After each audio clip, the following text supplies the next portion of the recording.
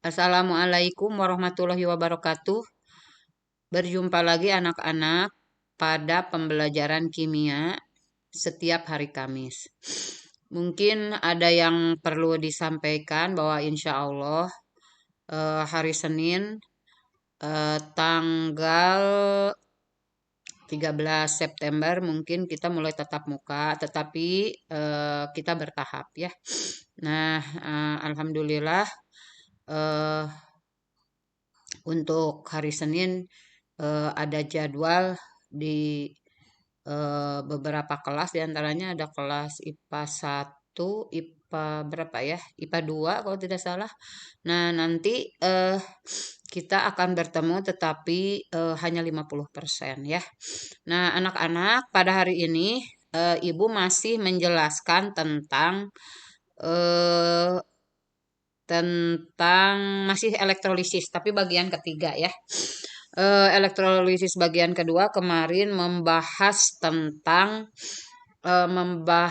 apa ya? Waktu itu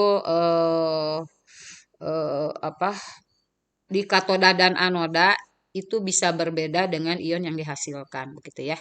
Dari dari penguraian ion-ion di dalam air ternyata larutan dengan lelehan itu berbeda ya hasilnya nanti ketika dielektrolisis. Anak-anak, sebelum kita lanjut dengan pembelajaran elektrolisis bagian 3, kita lihat dulu tujuan pembelajarannya. Oh iya, jangan lupa kalian selalu berdoa setiap mau memulai pembelajaran supaya kalian tambah cerdas dan diridhoi oleh Allah. Baiklah anak-anak, tujuan pembelajaran pada hari ini adalah menjelaskan elektroda inert dan non-inert ya. Kemudian yang kedua, menjelaskan reaksi elektrolisis menggunakan elektroda non-inert. Yang ketiga adalah menjelaskan penyepuhan. Baiklah anak-anak, kalian sudah belajar tentang reaksi elektrolisis lelehan maupun larutan. Nah, sekarang Ibu akan menjelaskan ketika elektrolisis itu dicelupkan dengan elektroda, jadi nanti akan berbeda antara elektroda inert dan non inert. Apa sih sebetulnya elektroda ya? Nah, jadi di sini elektroda adalah konduktor yang dilalui arus listrik dari satu media ke yang lain, biasanya dari sumber listrik ke perangkat atau bahan, misalnya ke larutan ya, kalau kita ke lelehan. Jadi elektroda di sini adalah konduktor ya, media untuk arus listrik bisa nyampe gitu ke sasaran ya. Itu mungkin ya. Nah, kita lihat dulu apa beda elektroda inert dan non-inert. Elektroda inert biasanya terdapat pada platina dan karbon yang sering digunakan. Tetapi Au juga emas, ya emas itu juga termasuk elektroda inert, ya. Tapi elektroda inert apabila di larutannya bukan larutan yang mengandung emas, ya. Kemudian elektroda non inert. Nah, elektroda non inert diantaranya ada Ag, ada Cu, ada Ni, ada Au, ada Zn, ada Fe, ada Co. Jadi ada perak, ada tembaga, ada nikel, ada emas, ada seng, ada besi, dan ada kobalt. Apa itu elektroda inert? Elektroda inert itu adalah elektroda yang stabil. Artinya ketika dicelupkan pada larutan apapun, dia tidak bereaksi. Tetapi kalau elektroda non-inert, ya, ketika dicelupkan kepada suatu larutan elektrolit, ternyata dia bereaksi. Bereaksinya di mana? Ternyata bereaksinya di anoda, ya. Bereaksinya di anoda. Jadi dia akan mengalahkan satu anion dikalahkan oleh elektroda Ag, Cu, Ni, Au dan Seng dan Fe dan kobalt ya. Itu mungkin ya. Jadi kalian sudah belajar bagaimana reaksi elektrolisis menggunakan elektroda inert dan elektroda non inert belum dijelaskan ya. Nah, Ibu akan memberikan salah satu contoh untuk membedakannya. Di sini ada contoh soal, yang satu menggunakan elektroda karbon dan platina sebagai kemudian menggunakan elektroda Ni atau non-inert. Jadi di sini ada dua reaksi elektrolisis. Sama elektrolisisnya menggunakan larutan, ini larutan ya, menggunakan larutan CuSO4. Di sini juga menggunakan larutan CuSO4. Yang satu elektrodanya karbon, yang satu elektrodanya Cu. Nah, bagaimanakah hasilnya? Begitu ya. Nah, kita lihat dulu, tuliskan reaksi elektrolisis larutan CuSO4 dengan karbon. Kita lihat dulu. Seperti biasa, harus reaksi ionisasi dulu. Reaksi ion CuSO4 adalah Cu2+ ditambah SO4 2- atau -2. Reaksi elektrolisis dapat ditulis sebagai berikut. Yang pertama, di katoda, tentu saja karena katoda itu negatif, maka yang datang adalah Cu2+. Tapi Cu2+ ini walaupun larutan, tapi bukan air. Kenapa? Karena yang air di elektrolisis adalah khusus untuk lihat ke bawah candi nampak mengalih minum air. Li K Ba Ca Na Mg Al Mn ya. Nah, jadi Cu tidak termasuk ke sini. Karena Cu tidak termasuk ke sini, maka Cu2+ itu di katoda bukan air ya. Cu2+ ditambah 2 elektron menghasilkan Cu. Kemudian SO4-2. Nah, salah satu anion mengandung oksigen. Kalau salah satu anion mengandung oksigen, maka di anoda menjadi air. 2H2O tambah menghasilkan oksigen tambah 4H+ tambah 4 elektron. Minggu lalu Ibu lupa menuliskan di sini bukan 4 tetapi 2H+. Nah, waktu itu ada siswa yang ngasih tahu ke Ibu, Bu, bukan 2H+. Wah, Ibu lupa. Lupa banget ya, mohon maaf. Jadi, untuk di anoda, 2H2O menghasilkan oksigen tambah 4H+ tambah 4 elektron. Karena di sini anionnya dalam larutan mengandung oksigen. Anion dalam larutan mengandung oksigen, maka diubah menjadi 2H2O menghasilkan oksigen tambah 4H+ tambah 4 elektron. Seperti itu reaksinya. Kemudian ini kan ada 4 elektron. Ini ada 4 elektron, maka kalikan 2 semuanya ya. Kita kalikan 2 dulu. Ini kita hapus dulu ya. Nah, jadi dikali 2 Cu2+ tambah 4 elektron menghasilkan Cu. 2H2O menghasilkan oksigen tambah 4H+ tambah 4 elektron. Kita lihat elektronnya udah sama, coret-coret. Nah, kemudian 2Cu2+ tambah 2H2O menghasilkan Cu tambah O2 tambah 4H+.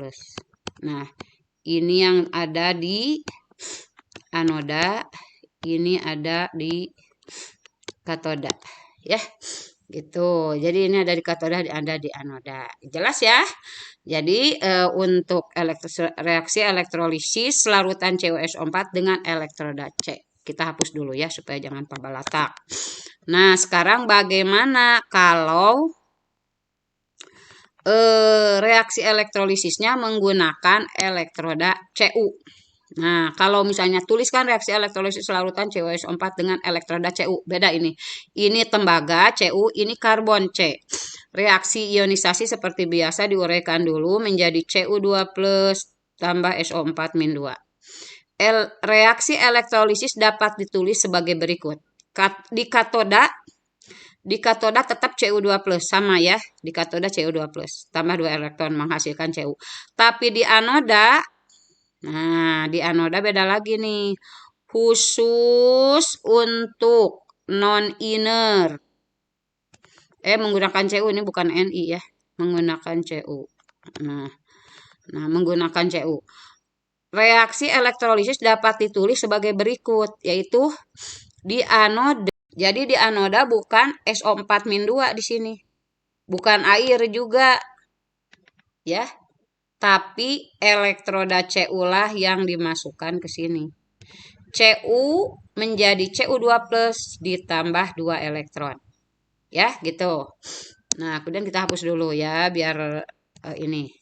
Nah, kemudian kita lihat dulu bahwa Cu2+ ditambah 2 elektron menghasilkan Cu. Cu yang dari elektrodanya Cu menghasilkan Cu2+ tambah 2 elektron. Coret, coret, coret, coret. Maka jadilah ini. Cus menjadi Cus. Jadi ini kan Cu-nya padat. Ini yang dihasilkan Cu-nya padat. Jadi Cus menjadi Cus. Jelas enggak? Jadi khusus untuk yang menggunakan elektrodenya non-inert, contohnya pada Cu. Jadi di anodanya CSO4-2 kan yang mengandung oksigen. Harusnya air kan? Harusnya air di sini. Tetapi digantikan oleh Cu. Gitu ya. Nah, kita lihat lagi coba contoh yang selanjutnya. Nah, ini ya. Menggunakan elektrode C atau PT yang inert. Tuliskan reaksi elektrolisis larutan NaCl dengan menggunakan elektroda C. Biasa reaksi ion NaCl menjadi Na+ tambah Cl-. Reaksi di katoda negatif harusnya Na+ kan? Kenapa air? Karena termasuk, lihat ke bawah candi, nampak Mang Ali minum air H2O. Tah, Na ada di sini. Jadi air ya, yang direduksinya air. Ini hidroksida tambah 2 elektron harusnya ya, ketinggalan elektronnya. Nah, gitu ya. Jadi 2H2O ditambah 2 elektron. Aduh, ini ya, tah, gitu. Tambah 2H2O tambah 2 elektron menghasilkan gas hidrogen dan 2O- ya. Kemudian reaksi di anoda tentu saja Cl-. Cl- menjadi Cl2. Kenapa Cl2? Karena Cl- termasuk diatomik ya.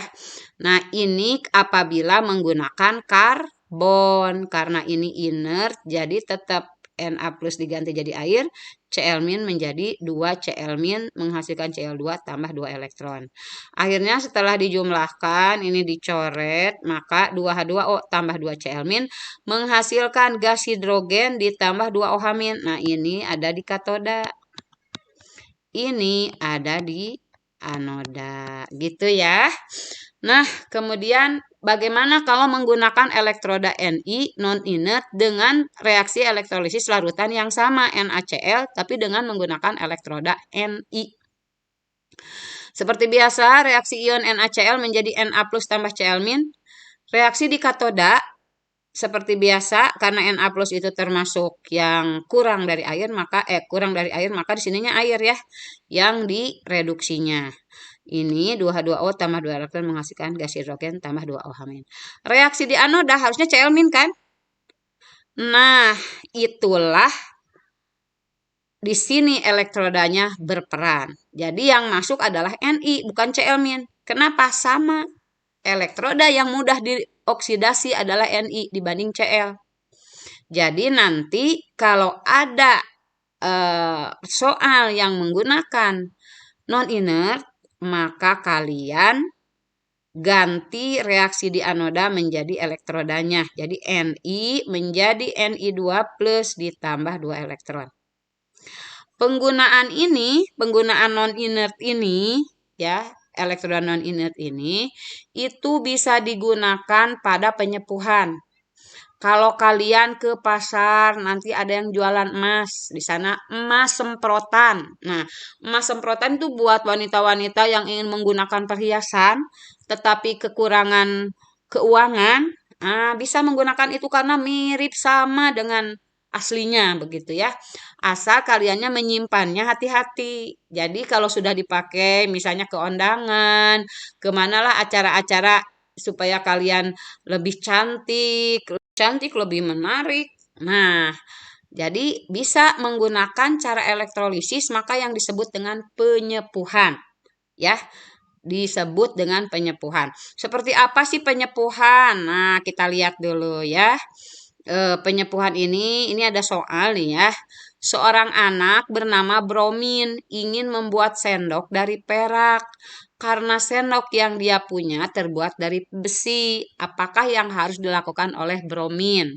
Ya, jadi awalnya sediakan dulu alat dan bahan-bahan. Sebetulnya kalau kita praktikum, ibu suka suruh ngambil anak-anak bawa kunci yang terbuat dari besi atau bawa apa sajalah yang terbuat dari besi, kita lapisi. Misalnya bisa dengan CU, bisa dengan perak, bisa dengan macam-macam lah. Tapi kita harus punya peraknya kebetulan di kita elektroda peraknya nggak ada. Kalau elektroda CU ada. Jadi nanti besi bisa dilapisi dengan CU gitu.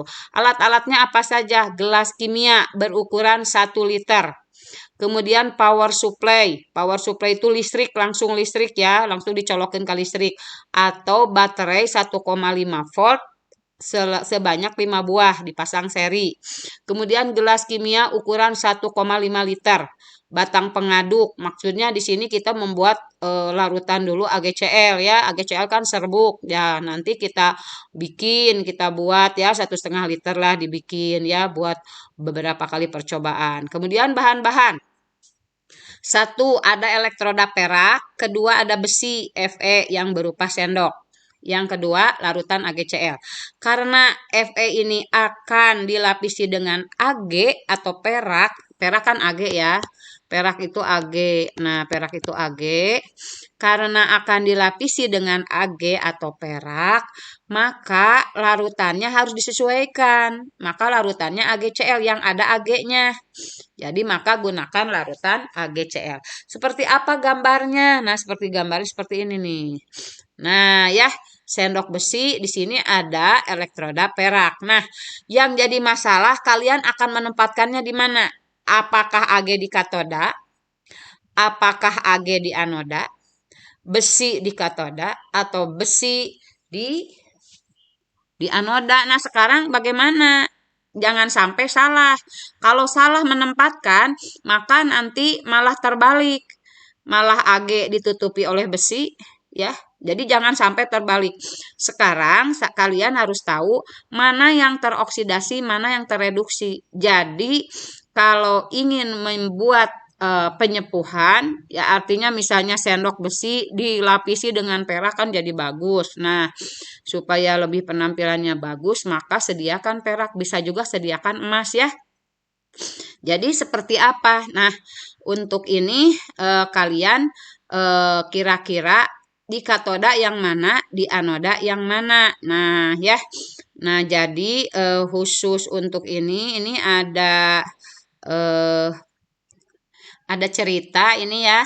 Suatu hari di sini bromin, ini bromin ya. Yang ini bromin, ini argon. Kata suatu hari di lorong kelas ya, kata argon. Kata siapa bromin. Argon, kapan kita buat cincin emas buat pacarku lewat elektrolisis? Pelajaran Bu Rati kan sudah tahap penyepuhan dan aku udah ngerti pelajaran penyepuhan. Oke, hari ini kita ke lab. Sediakan cincin yang akan disepuh emas. Suatu hari masih di lorong kelas juga, tiba-tiba datanglah Senon. Senon ini naksir sama pacarnya Bromin nih ya. Kayaknya mau kasih cincin dengan cara penyepuhan. Lagi pada ngomongin apa sih kok bisik-bisik? Terus Bromin berpikir, waduh, denger nggak ya tadi yang dibicarakan dengan argon? Seno, kamu jangan ikut campur. Kami mau belajar di lab. Nah, ya di sini kayaknya mau kasih cincin dengan cara penyepuan. Sama siapa tuh? Dia udah ngerti siapa pacarnya si Bromin ya. Kemudian saatnya pulang sekolah, Bromin dan Sulfur pulang sekolah ya kebetulan bareng. Sulfur, gimana? Sulfur, aku gimana ngomongnya ya? Sulfur, aku mau ngasih sesuatu. Aku juga mau ngasih sesuatu, kata Bromin. Ah, Sulfur bingung nih. Aduh, bingung. Harus yang mana dulu aku jawab. Terus di sini Bromin dalam hatinya, ngapain sih? Dia mau kasih sesuatu juga. Nah, kata si Senon gini, lihat aja kamu bro, siapa yang akan menang. Nah, ini dua-duanya mau memberikan sesuatu katanya. Tapi si Senon udah tahu apa yang akan diberikan ke si Sulfur ya, karena diam-diam dengar pembicaraan antara si Argon dan si Bromin. Nah, kemudian eh akhirnya ke laboratorium, dua-duanya nih si Argon dan si Bromin. Katanya gini, bro, kita harus merangkainya seperti ini, seperti yang ada di sini ya. Nah, terus bahan apa saja yang terlibat? Terus yang dianoda cincin besi atau emas? Larutannya pakai apa? Bingung juga, kata si Bromin. Nah, jadi kalau misalnya yang akan dibuat emas, berarti emas itu kan AU. Emas itu kan AU ya. Kalau misalnya emas itu AU, berarti larutannya juga harus mengandung AU ya. Di sini emasnya udah ada nih, emas sebagai elektroda emas. Di sini cincinnya tuh. Ini cincinnya ya.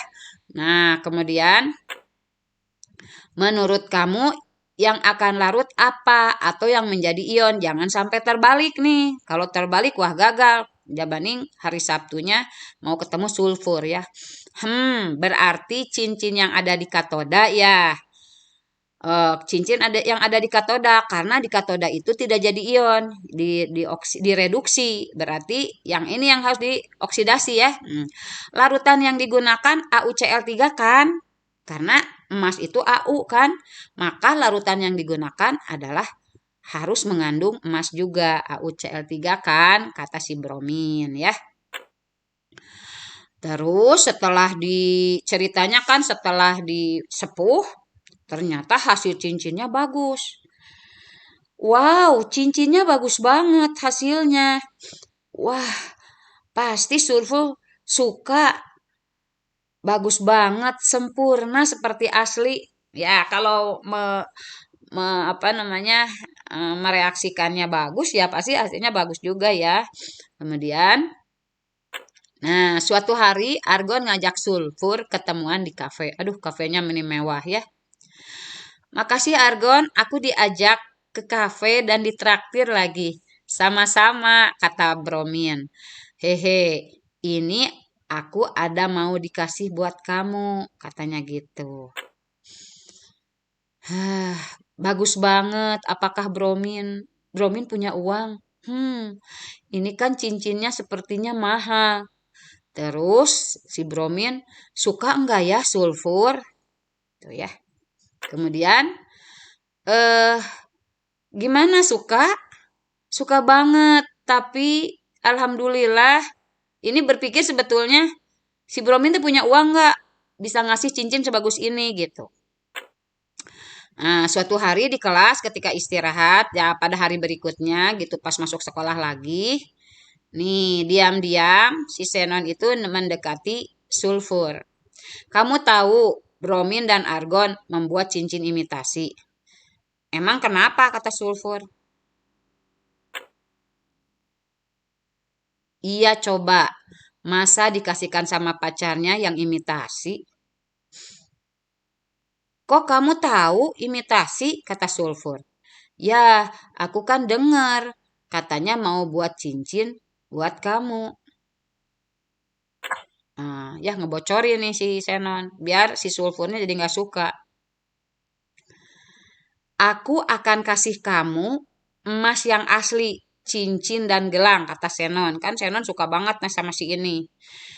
Udah, putusin aja si Bromin mah. Masa mau kasih cincin kok imitasi?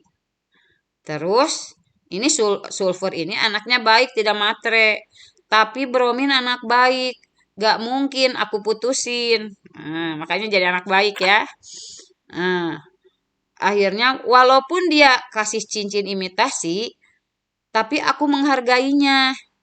Ternyata dia setia, sayang, hik, dia pacar orang.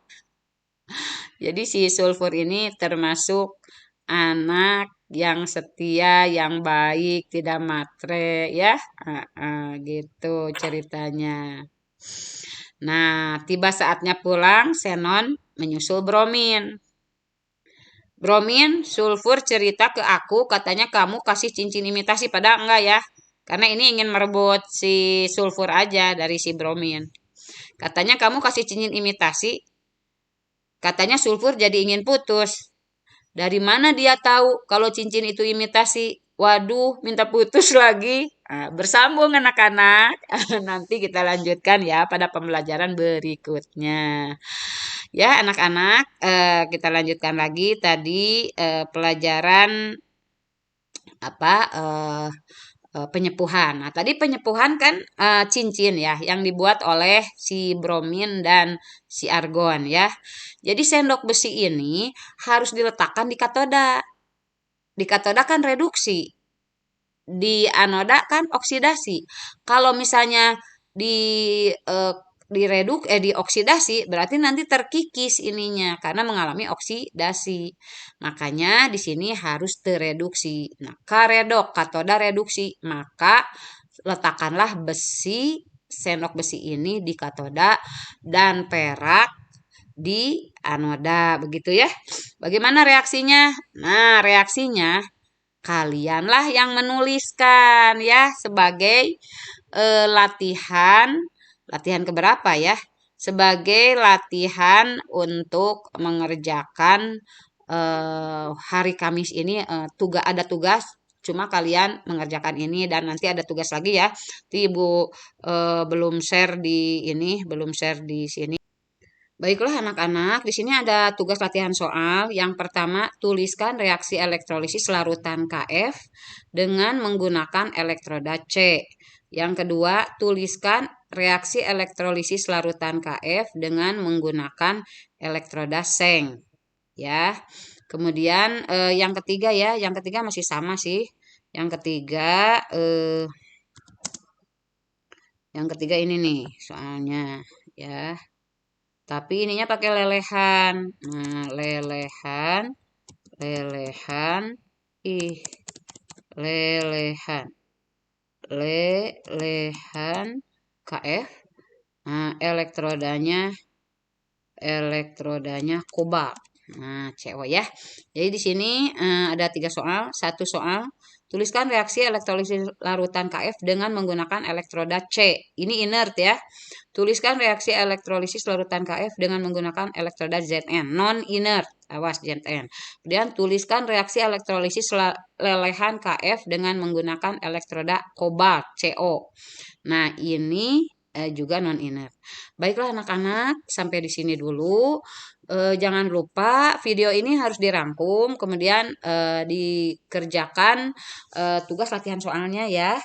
Anak-anak, untuk akhir September nanti minggu keempat kalian akan bagi rapot dan anak-anak yang tidak mengerjakan tugas tidak ada nilainya ya. Jadi yang makanya sekarang kimianya kerjakan tugas-tugasnya ya supaya di rapot ada nilainya.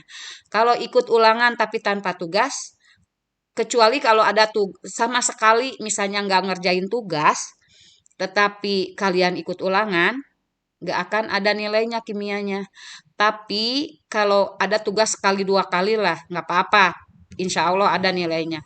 Tapi anak-anak yang ikut ulangan tapi tidak mengerjakan tugas sama sekali kosong tugasnya tidak akan ada nilai di rapotnya ya. Silahkan kalian juga harus tahu bahwa kelulusan ditentukan oleh 3, 1 penugasan, 2 portofolio, ketiga ujian sekolah ya. Sebentar lagi kalian juga beres ya kuliah apa tuh sekolahnya hanya sampai bulan Februari. Maret sudah ujian sekolah. Maret awal tuh sudah ujian sekolah. Silahkan anak-anak yang rajin, apalagi sebentar lagi tatap muka, ya jaga kesehatan, kemudian jangan berkerumun, selalu menggunakan masker, banyak cuci tangan. Ibu akhiri dengan membaca wassalamualaikum warahmatullahi wabarakatuh.